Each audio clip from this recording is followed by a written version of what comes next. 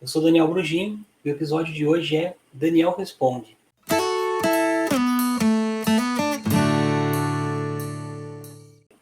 Hoje eu vou responder aqui uma série de perguntas da audiência. Muitas dessas perguntas vieram das lives que eu fiz essa semana e eu aconselho você veementemente que fique aqui comigo porque muitas vezes eu percebi que com a minha experiência a pergunta de uma pessoa é a pergunta de muitos. E às vezes um pequeno insight que surge aqui, uma dúvida que às vezes você nem tinha, mas aí você fica atento para isso, ou começa a prestar um pouco mais de atenção, pode ajudar você. E às vezes esse pequeno milímetro muda completamente os seus resultados. Então fica aqui comigo e vamos lá entender quais são essas perguntas aqui que separaram para mim. Então a primeira é: Daniel, como você define suas metas de ano novo? Então, eu fiz a live aí nessa semana, né, falando sobre metas de ano novo e algumas questões que podem impedir você de repente, não conseguir conquistar elas. Aprofundamos bastante nesse tema.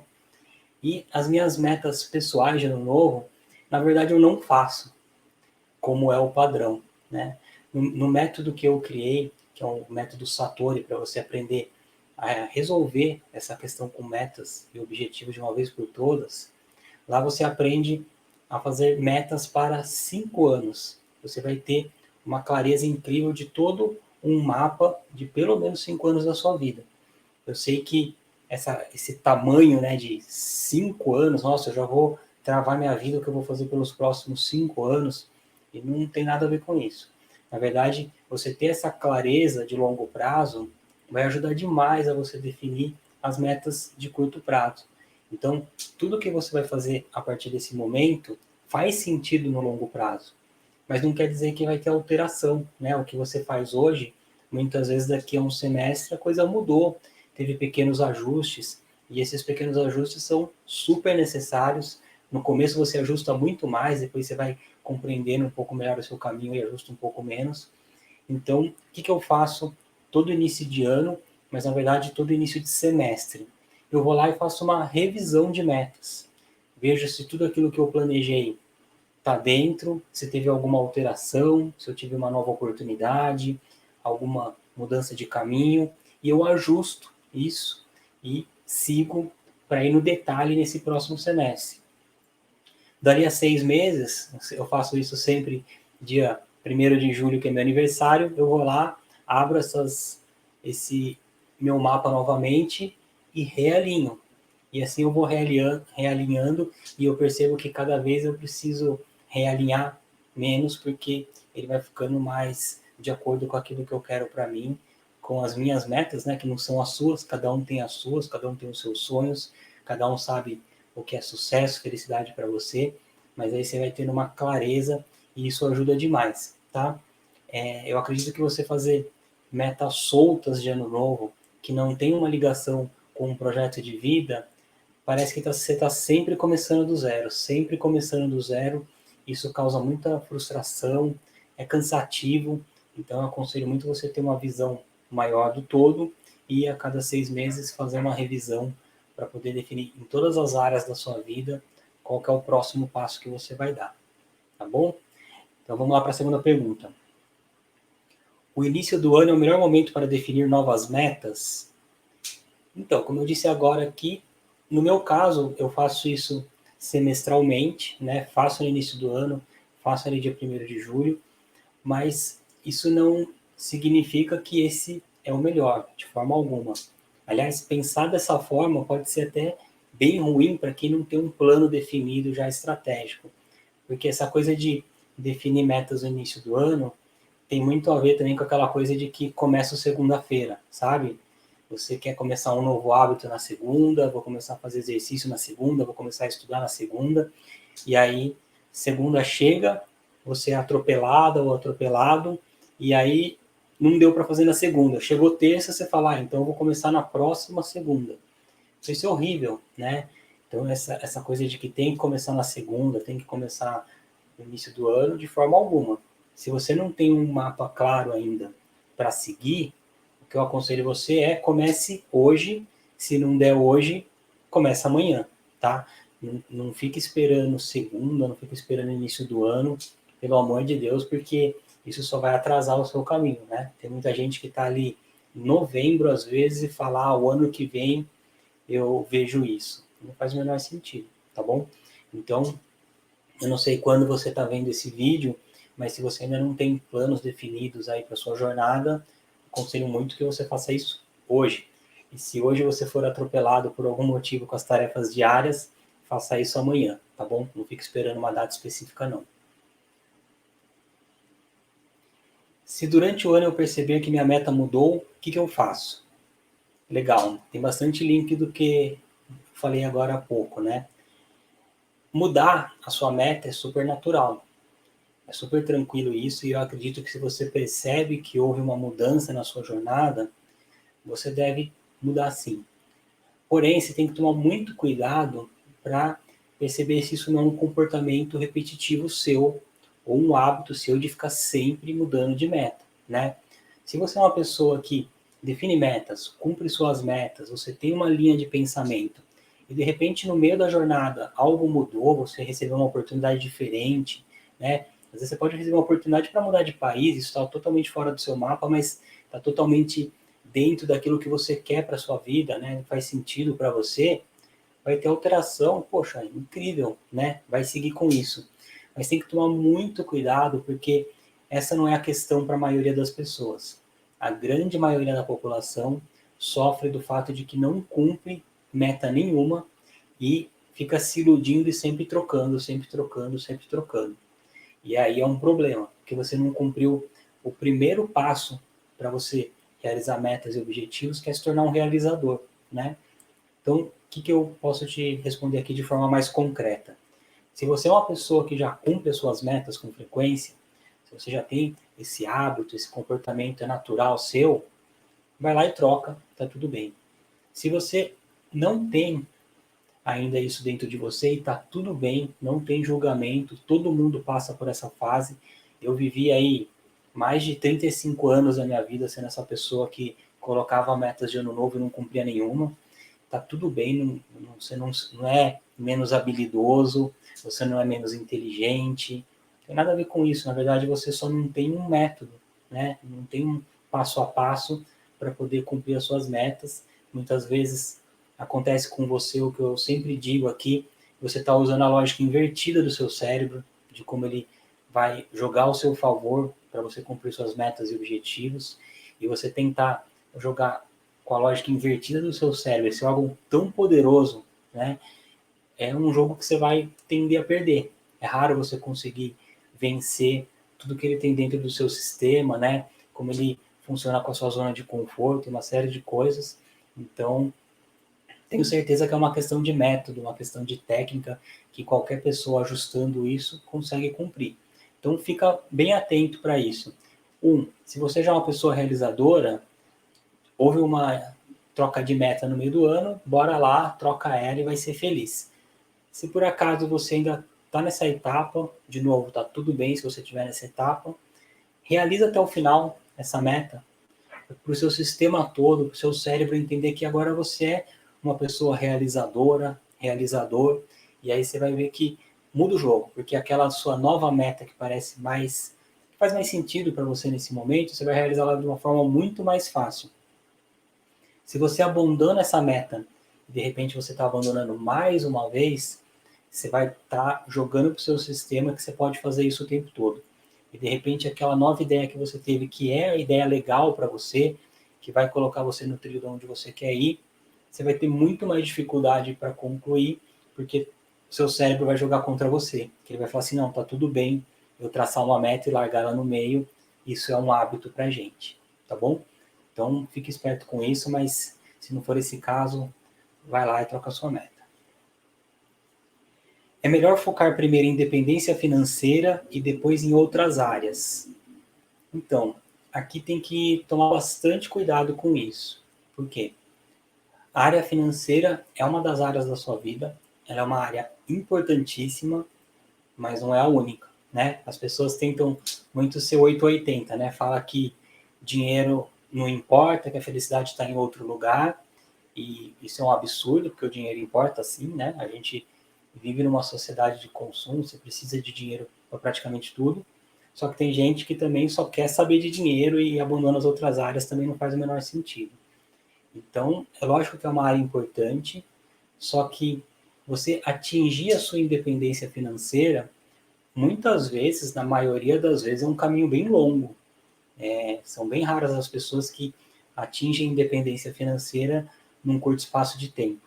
E eu acho que você tem que sim batalhar para ter a sua independência financeira. Né? Imagina que incrível você poder trabalhar por prazer e não porque você depende de dinheiro. Com certeza.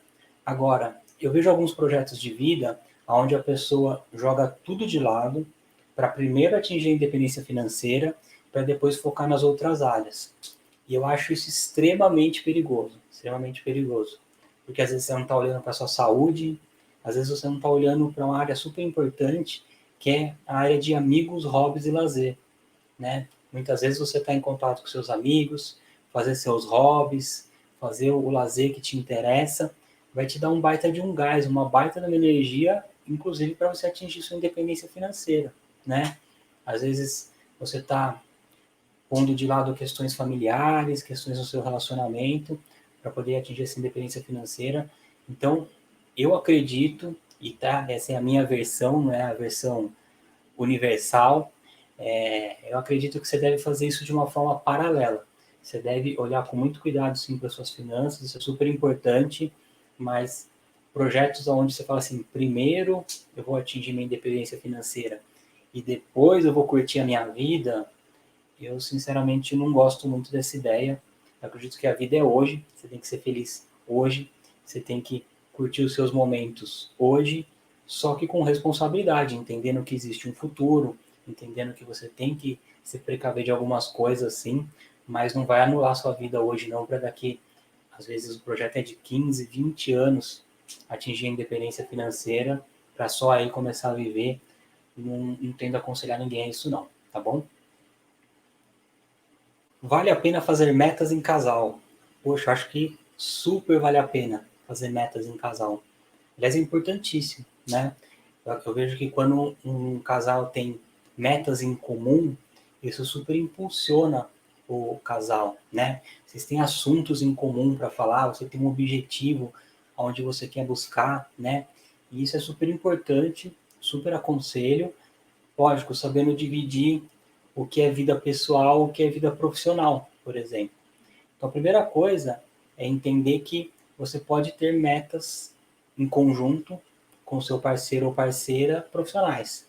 E aí você vai ter que saber dividir a sua agenda, né? Que horas que eu estou trabalhando, que horas que eu estou aqui no meu relacionamento, cuidando da minha vida pessoal. Isso é bem importante ter bem delimitado, né? Mas você pode sim.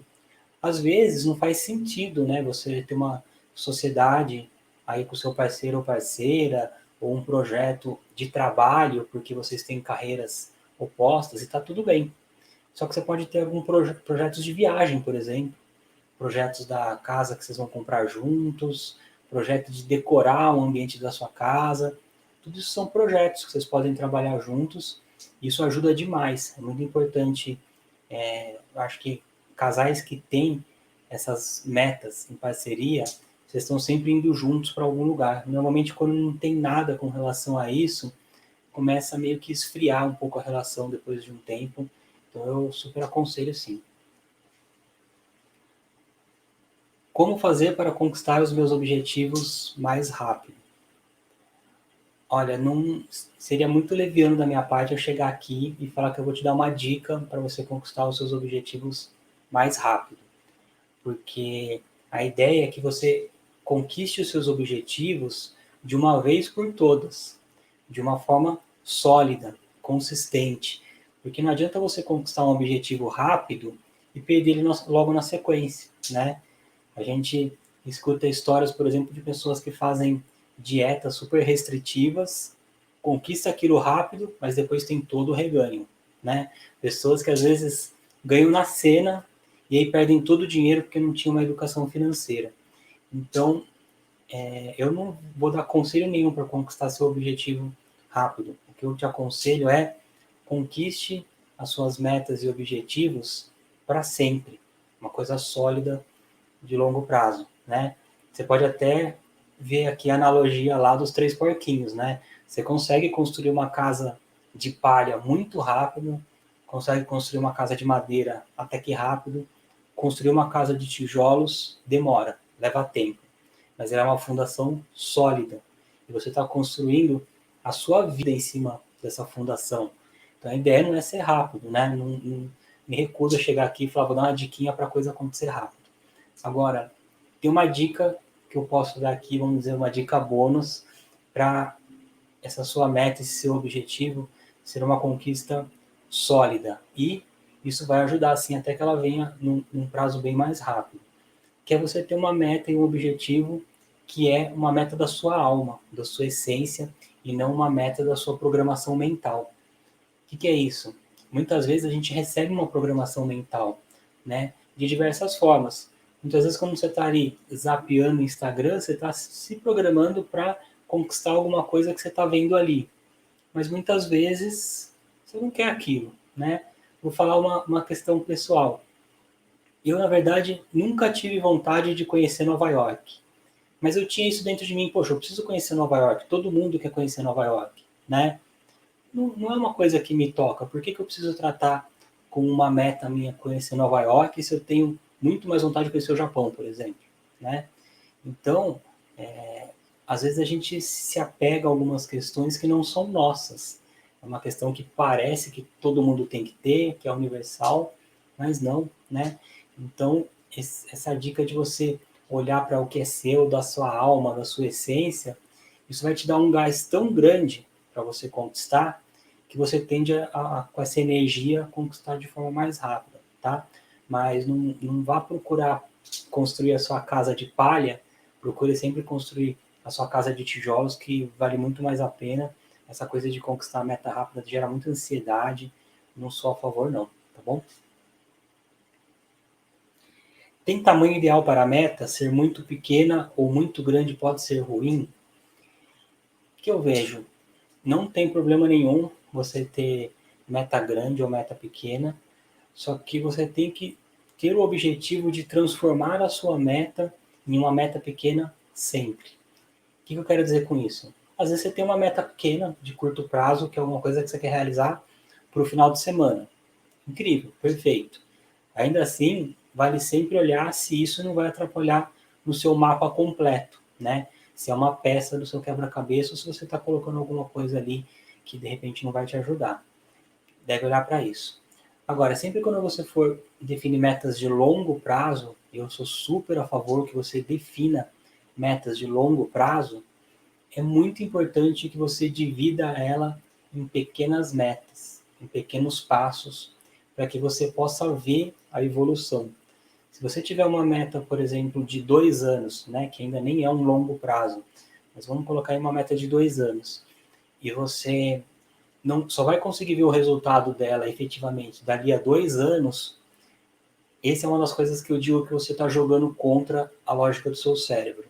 Ele vai tender a se cansar, vai tender a perder motivação, vai tender a não ver o porquê daquilo.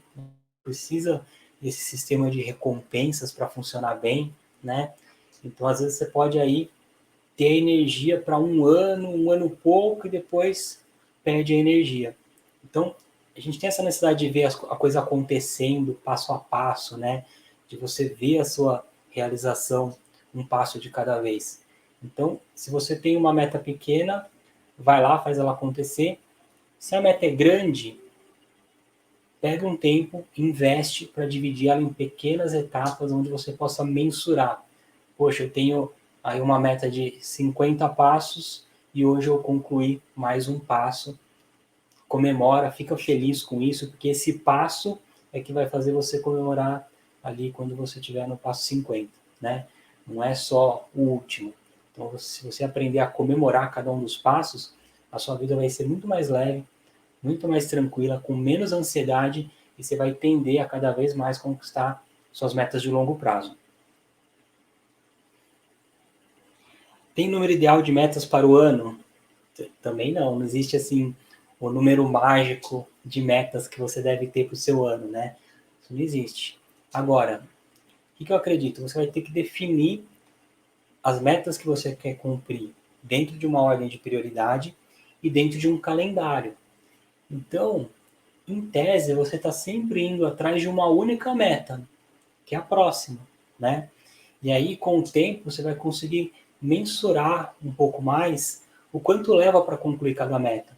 No início, a gente tende a errar bastante a mão nisso, né? A gente tem uma tendência de superestimar o que a gente vai conseguir fazer em um ano e subestimar o que a gente vai fazer em 3. Isso é super importante, eu vou repetir novamente. Nós, seres humanos, temos uma tendência a superestimar o que a gente vai fazer em um ano, ou seja, você vai traçar suas metas para um ano e você vai ter uma tendência a não conseguir concluir elas, porque a gente superestima. Só que as suas metas de 3 anos, na verdade, as suas metas de 2 anos você já começa a subestimar elas. Você vai ter uma tendência a concluí-las.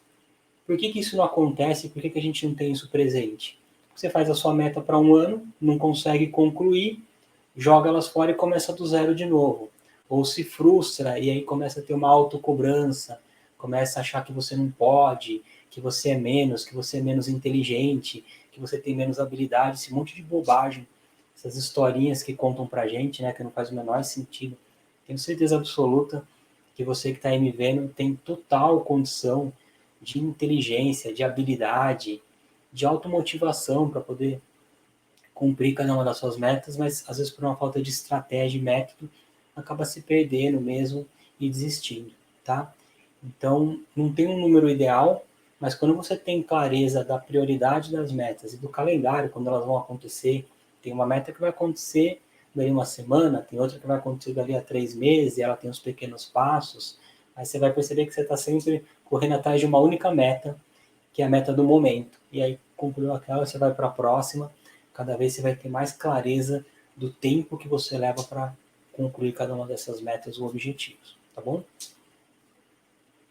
Eu preciso listar todas as tarefas que faço todo dia.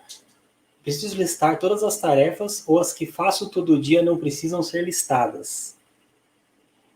Aí depende muito do que você chama tarefas que eu faço todo dia, né? Você não vai colocar dentro do seu calendário, é lógico que você pode, mas eu acho que é um pouco de exagero escovar os dentes, por exemplo, né? Acho que não precisa, você vou lá colocar escovar os dentes. Você não vai colocar almoçar também, mas normalmente você tem um horário de almoço mais pré-estabelecido, né? O que eu acredito é que você deve ter sim é um calendário com todos os seus horários e principalmente bloquear no seu calendário coisas que a gente acha que são intuitivas e que vão acontecer e que você não precisa colocar no calendário, né? A gente tem o hábito de colocar, por exemplo, uma reunião no calendário. Isso a gente coloca. Mas você não coloca o seu tempo de estudo no calendário. Ou muitas pessoas tendem a não colocar o seu tempo de estudo. E aí, a hora que você vê, você está sendo aí engolido pelos horários, pelas tarefas, você acaba que você nunca estuda. Essa foi uma das práticas que mais fez diferença na minha vida. Quando eu comecei a travar no meu calendário o horário que eu vou estudar, isso me trouxe uma paz de espírito muito grande, porque pessoas como eu, que são viciadas em estudar, em aprender, em evoluir, você começa a olhar para a quantidade de livros que você quer ler, para a quantidade de cursos que você quer fazer, quantidade de podcasts que você quer ouvir, informações que você quer consumir, e vai dando um certo pânico, porque é infinito, né? Se eu for ver a lista dos próximos livros que eu quero ler, nossa, gigantesca, né? E isso dá uma sensação de que você nunca vai chegar, de que sempre falta muito. Quando eu travei, não, o que cabe dentro da minha agenda é estudar esse horário, e por um tempo determinado, normalmente eu estudo períodos de 1 hora, mudou completamente o jogo, porque eu vou lá, eu estudo aquilo, e aí a hora que eu deu o meu horário, eu vou fazer minha próxima atividade e tá tudo bem. Eu sei que é aquilo que cabe na minha agenda hoje. Se amanhã couber mais tempo, incrível. Mas o que é o mais brilhante de tudo isso? Eu estou falando isso aqui só de estudar, tá? Você podia levar isso para tudo. Depois de um tempo fazendo isso, depois de um mês você já começa a perceber. Depois do segundo mês, muito. Depois de 6 meses, é uma coisa que dá uma alegria que é difícil explicar aqui. Você começa a estudar muito, você começa a concluir os seus cursos, você começa a concluir os seus livros, você começa a ver que você está adquirindo muito conhecimento só com aquele prazo que você predeterminou. Isso, além de fazer muito bem, porque imagino que se você está aqui comigo, você é uma dessas pessoas que quer evoluir, né? Tem o valor da evolução permanente, para estar sempre evoluindo, e a sensação, você perceber isso de uma forma clara, né? Essa evolução faz muito bem e vai mudar seu jogo, né? Quem está estagnado, quem não está evoluindo, vai, uma vez que você deixa de evoluir, não é que você fica estagnado, você começa a cair, né? Tem pessoas te passando. Então é muito importante ter definido isso, tá bom? É interessante listar o horário que farei as tarefas. Com certeza, é muito interessante. Porque o que acontece?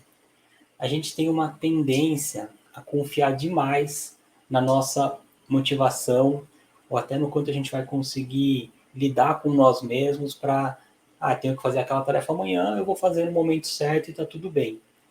Aqui entre eu e você, a gente sabe que isso não acontece, né? Se você não tem uma obrigação, você tende a não fazer. E o que acontece? Se você tem uma reunião importante, se você tem, às vezes, um horário marcado de eu vou jogar vôlei com as minhas amigas toda quinta às 7 da noite. Você está lá nesse horário, né? Isso, tô dizendo aqui tudo pré-pandemia, né? Agora a gente está em isolamento, mas na época que a gente podia sair, você vai estar lá, você vai estar no horário da sua reunião. A gente tende a cumprir esse horário. Você marcou um horário com o médico, marcou com ele às 2 da tarde, 15 para as 2, espero eu, você já vai estar lá sentado na sua consulta, né? Então, é muito importante, sim, colocar quais dias e horários você vai fazer todas as tarefas importantes da sua vida, né? Às vezes você tem um projeto que é um projeto, aquele projeto do seu coração, né? Vamos dar um exemplo aqui. Às vezes você trabalha numa agência como redator ou redatora, e aí você faz ali um trabalho que você não consegue expressar toda a sua arte, você não consegue colocar para fora tudo aquilo que é o seu conceito em cima daquilo, porque os trabalhos, os jobs dentro de uma agência são do cliente, não são do redator, né? Mas você pode colocar um projeto de todo dia, das 8 às 9 da manhã, eu vou escrever meu livro autoral, né? Esse projeto deveria ser o projeto mais importante da sua vida, né? O seu sonho, escrever. Como é que você não vai travar isso na sua agenda e cumprir esse horário regularmente, né? Agora imagina, você pode adaptar aí para o seu projeto de vida, seja lá ele qual for. Imagina você fazer isso durante 1 hora, todos os dias durante um ano. São 365 horas. Já parou para pensar? Imagina, durante 2 anos, mais de 700 horas investindo no projeto da sua vida, ele vai acontecer, né? Não tem milagre aí. Só que se você deixar para fazer ele no seu tempo livre, sem um horário, ele vai tender a não acontecer. Não precisa te contar isso, muito provavelmente você já viveu casos parecidos com isso, tá? Super importante, então, colocar horários na agenda. No fim do dia, sempre estou mais cansada e não rendo muito. É interessante eu fazer as principais coisas pela manhã? Ó, muito legal essa pergunta, inclusive porque ela demonstra muito autoconhecimento, tá? De uma forma geral, as pessoas rendem mais pela manhã, né? Às vezes você pode falar assim, não, eu rendo mais à noite. Às vezes você tem o hábito de render mais à noite, né? Se você tentar inverter esse hábito, pode ser que você passe a render mais de manhã. Isso não é uma regra, não é assim para todo mundo, mas foi assim comigo. Eu dormia todos os dias, sem exceção, 2 horas ou mais da manhã. Essa foi minha vida e eu acreditava que eu era uma pessoa noturna. Mas na verdade eu tinha adquirido esse hábito, então era natural para mim. Quando eu resolvi acordar mais cedo para poder realizar meus projetos, eu sofri muito no começo. Era difícil, até porque no começo eu fiz um pouco sem técnica, tentei fazer de uma forma meio na marra, então foi bem complicado. Mas a hora que o jogo inverteu, mudou completamente a minha vida. O fato de eu acordar mais cedo e realizar as tarefas importantes para mim, que são aquelas que eu estava citando aqui, por exemplo, de sonho, a hora que você vê, você está vivendo o seu sonho, porque você dedicou bastante tempo naquilo. E de repente aquele outro projeto, um trabalho que você está fazendo de dia a dia que nem te deixava tão feliz, você vai conseguir inverter. Você já investiu o suficiente de horas, do seu talento, da sua criatividade, da sua energia naquilo, e aquilo inverteu, tá? Mas é legal isso, aproveitar o gancho dessa pergunta, porque olha que legal, eu percebo que eu rendo mais de manhã. Isso é autoconhecimento. Você tem que se tornar um cientista de si mesmo, né? Você tem que começar a perceber, aos poucos, o que funciona bem para você, né? Inclusive para perceber o que te faz feliz, né? Às vezes a gente tem umas ideias assim, quando eu concluir aquele projeto, eu serei feliz. Quando eu for efetivado ou efetivada, eu serei feliz. Quando eu conquistar tal objetivo, eu serei feliz. E às vezes você não está olhando para o seu dia a dia, para tudo que vem acontecendo e percebendo coisas que você já faz que te deixam profundamente feliz, profundamente realizada, realizado, e às vezes aí está a chave para o que você precisa, né? Então esse autoconhecimento, essa autopercepção daquilo que faz a diferença para você é fundamental. Então bem legal essa pergunta porque já demonstra que a pessoa está percebendo isso. Eu rendo mais pela manhã do que pela noite. Então, com certeza, as tarefas mais importantes, aquelas de maior prioridade, é que você vai colocar pela manhã. Não vai inverter a lógica e falar assim, já que eu rendo mais de manhã, eu vou colocar tudo que é fácil pela manhã para fazer um monte de coisa, e aí você chega no fim do dia, as tarefas mais importantes, você está sem energia para realizar aquilo. Tá bom? Então foi isso. Acredito que eu consegui responder várias perguntas aqui. Espero que tenha ajudado você de alguma forma, mesmo que essa não seja uma pergunta sua original.